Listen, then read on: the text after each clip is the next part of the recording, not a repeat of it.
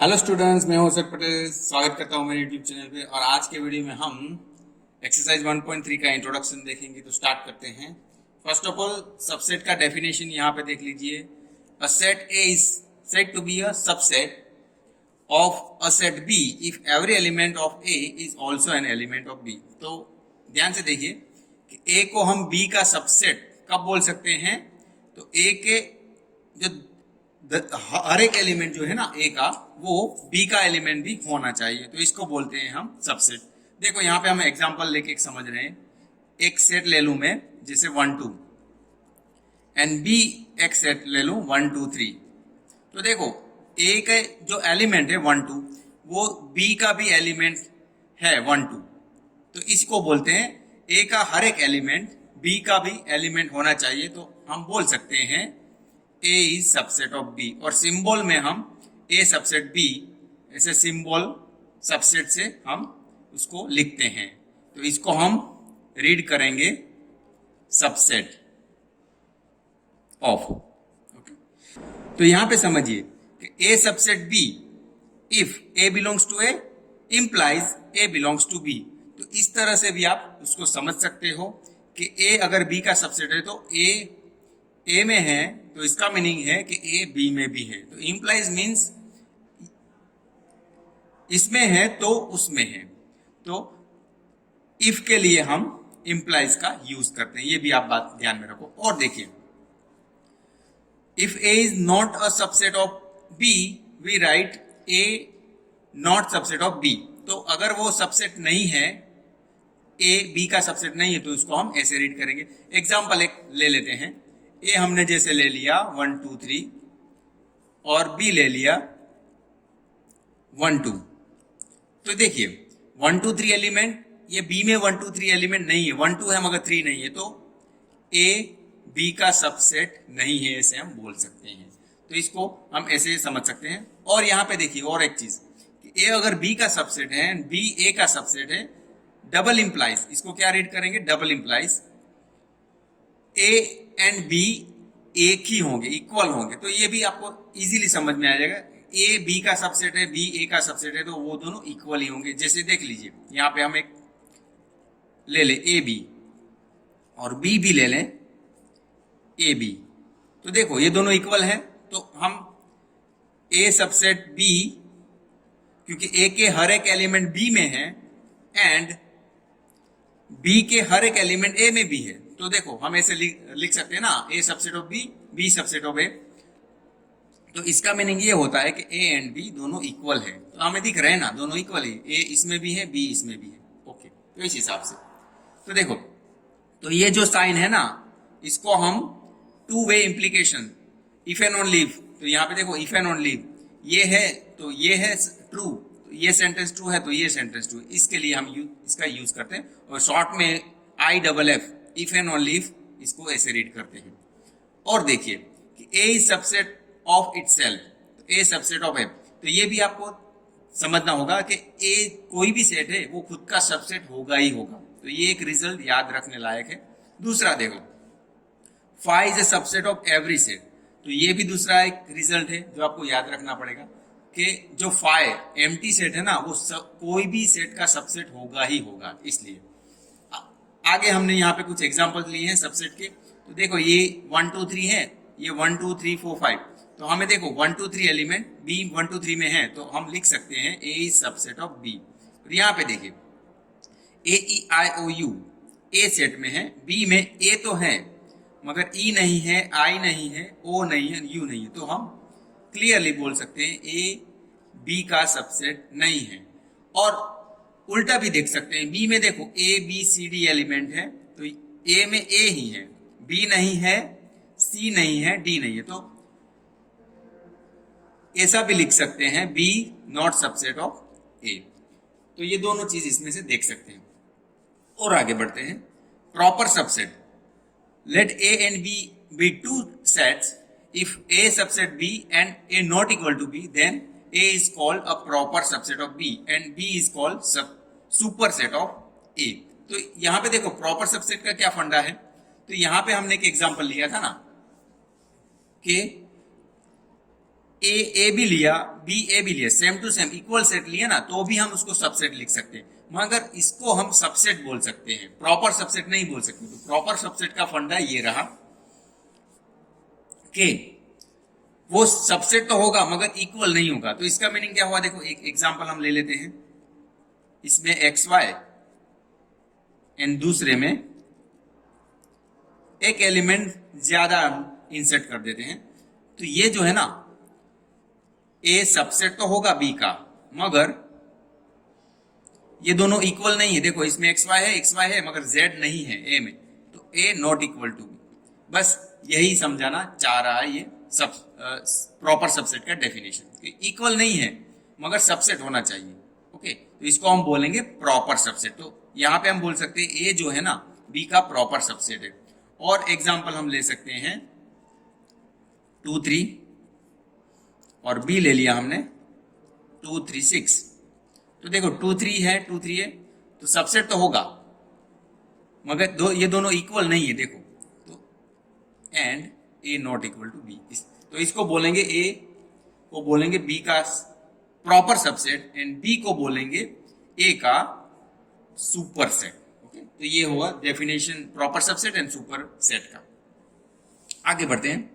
Singleton set means ऐसा set जिसमें एक ही एलिमेंट हो, उसको बोलेंगे सिंगल सेट। सीधी सीधी सी बात है। जैसे हम यहां पे एक ले लें ए, तो ये देखो ये सेट में एक ही एलिमेंट है, तो इसको बोलेंगे सिंगल सेट, सिंगलटन सेट। दूसरा ले लें 3, तो ये भी तो ए सिंगलटन सेट है, B singleton set means singleton set, that means उसमें एक ही एलिमेंट है, उसको बोलेंगे सिंगलटन सेट। और यहाँ पे देखो मैथमेटिक्स में जो हम यूज करते हैं ना स्टैंडर्ड, जो set of natural number, set of integers, set of rational numbers, और टी को हम रीड करेंगे सेट ऑफ इरेशनल नंबर्स। तो ये सभी एक दूसरे के सबसेट यहाँ पे कैसे होता है, देखो सेट ऑफ नेचुरल नंबर वो z का सबसेट होगा, z सेट ऑफ इंटीजर वो q का सबसेट होगा, q r का सबसेट होगा, और t set of irrational numbers वो r का सेट ऑफ रियल नंबर्स का सबसेट होगा। और यहाँ पे हम n वो t का सबसेट नहीं होगा वो बोल सकते हैं। ओके, तो ये स्टैंडर्ड कुछ है, आपको याद रखने हैं ये रिजल्ट्स। अभी देखो intervals as subsets of r, तो r set of real numbers उसको हम उसके कुछ सबसेट है उसको इंटरवल में देखते हैं। लेट a b हम r में ले रहे हैं सेट ऑफ रियल नंबर्स, और a लेस देन b है ना, तो open interval A B is equal to x, A less than x less than B.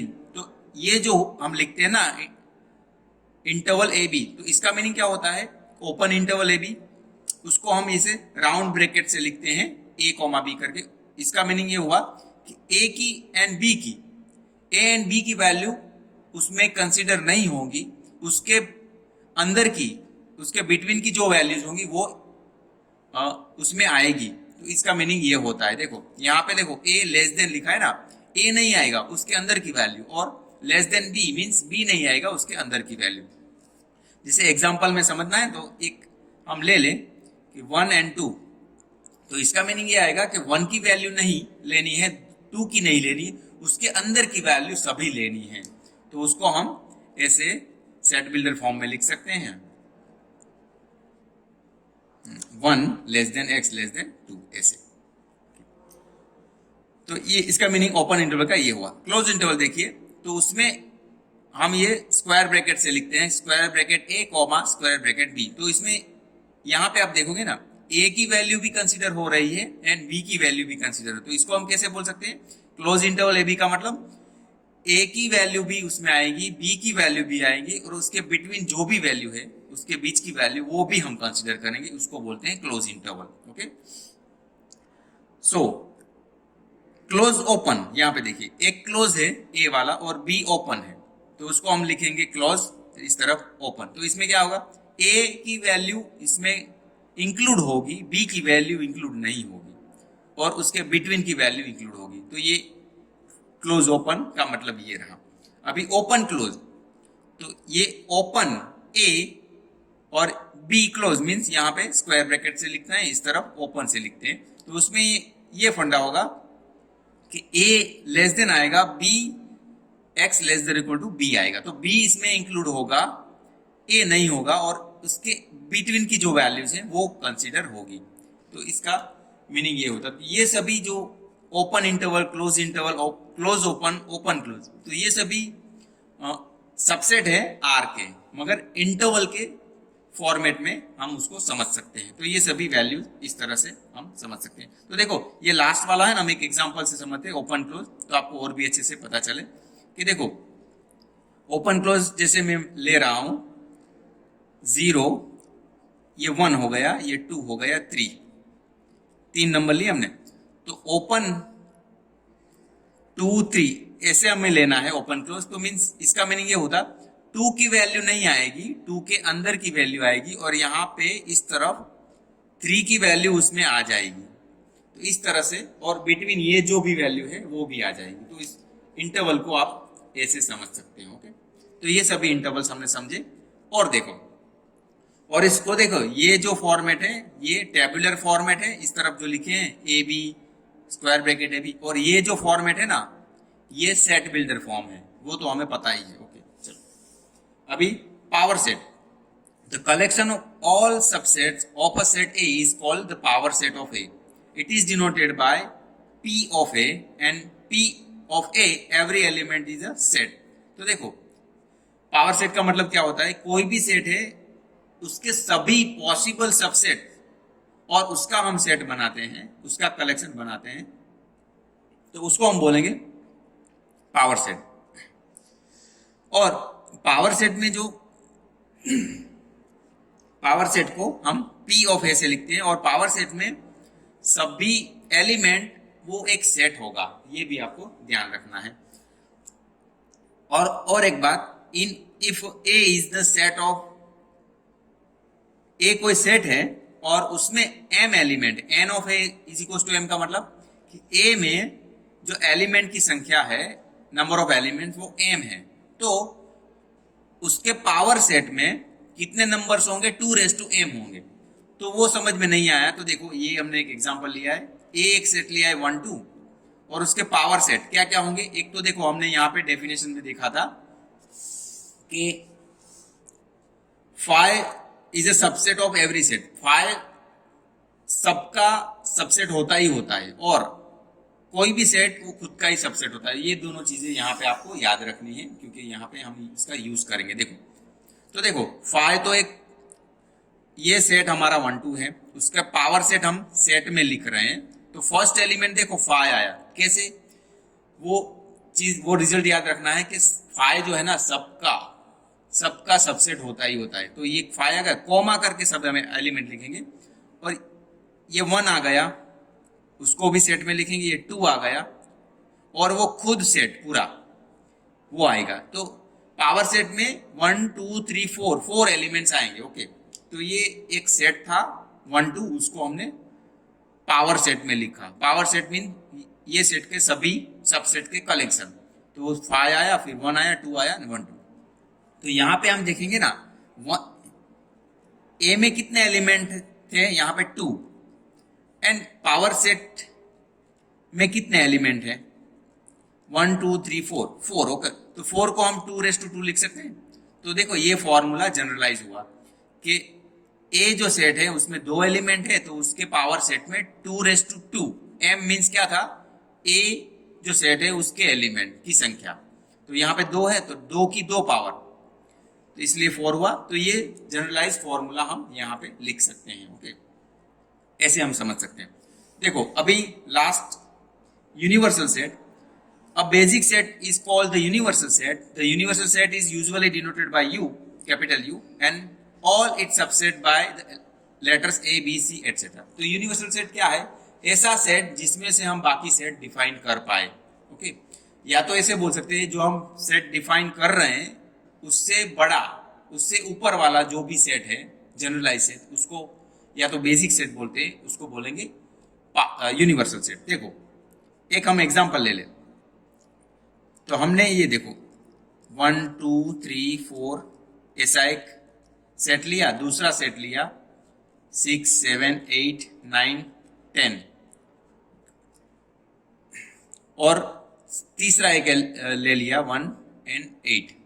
तो ये सभी सेट देखो कितने नंबर से डिफाइन हुए हैं, तो हम उसका एक यूनिवर्सल सेट ले सकते हैं जिसमें 1 2 3 4 5 6 7 8 9 10 और भी ज्यादा लेना है तो ले सकते हैं, क्योंकि यहाँ पे जो सेट है ना, ए में देखो 1 2 3 4 5 वो सभी इसमें आ रहे हैं, बी 6 7 8 9 10 तो वो भी इसमें आ रहे हैं, 1 8 वो भी इसमें आ रहे हैं। तो corresponding A B C means respect to A B C, ये जो यू है ना वो उसको यूनिवर्सल सेट बोलेंगे। तो U is the universal set with respect to set A B C. तो ऐसे हम इसको समझ सकते हैं कि ऐसा सेट जिसका यूज करके हम काफी दूसरे कुछ सेट्स बना सकते हैं उसको बोलते हैं यूनिवर्सल सेट। तो स्टूडेंट्स आज के वीडियो में इतना ही, नेक्स्ट टाइम मिलेंगे एक्सरसाइज 1.3 के एग्जाम्पल के साथ। आज का वीडियो आपको कैसा लगा कमेंट करके जरूर बताइएगा, अच्छा लगा तो लाइक शेयर एंड सब्सक्राइब कर दीजिएगा। धन्यवाद।